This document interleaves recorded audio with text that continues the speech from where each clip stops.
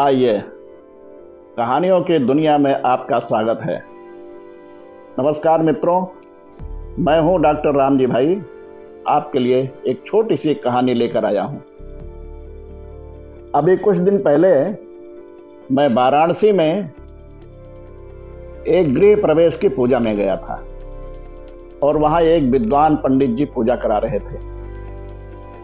पंडित जी ने वहां बैठे हुए सभी लोगों को हवन में शामिल होने के लिए बुलाया और सबके सामने अलग अलग हवन सामग्री रख दी गई।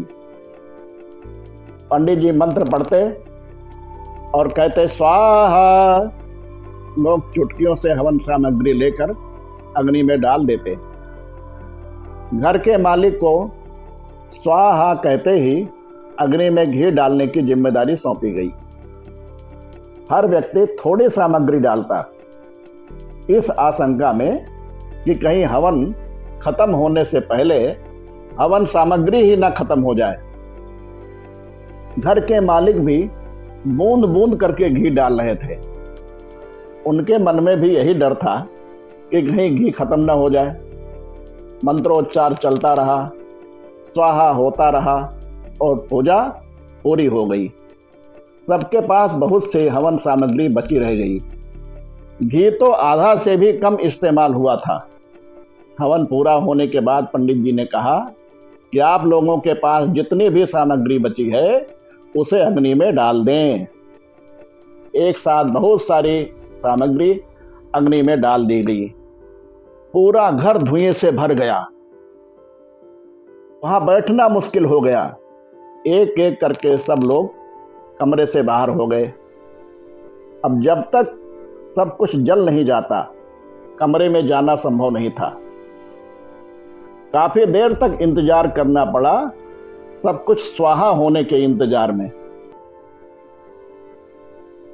दोस्तों, मेरी कहानी यहीं रुक जाती है।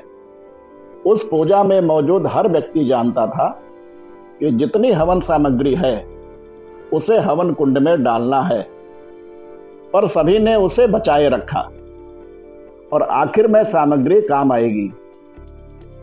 ऐसा हम सब लोग करते हैं, यही हमारी फितरत है।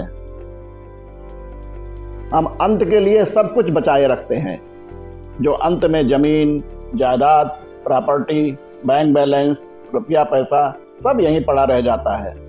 जिंदगी की पूजा खत्म हो जाती है और हवन सामग्री बची रह जाती है। हम बचाने में इतना डूब जाते हैं कि ये भी भूल जाते हैं कि सब कुछ होना तो हवन कुंड के हवाले ही है। उसे बचाकर क्या करना, बाद में तो सिर्फ धुआं ही होना है। संसार हवन कुंड है और जीवन एक पूजा। एक दिन सब कुछ हवन कुंड में समाहित होना है।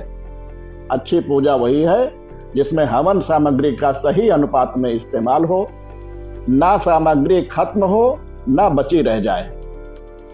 कबीर जी का एक दोहा है, दुर्लभ मानस जन्म है होई न बारंबार। दुर्लभ मानस जन्म है होई न बारंबार, पक्का फल जो गिर पड़े लगे न दूजी बार। ऐसी ही कहानी सुनने के लिए आप इस चैनल को लाइक करें, सब्सक्राइब करें तथा शेयर करें। अगली भेंट होने तक सभी को नमस्कार।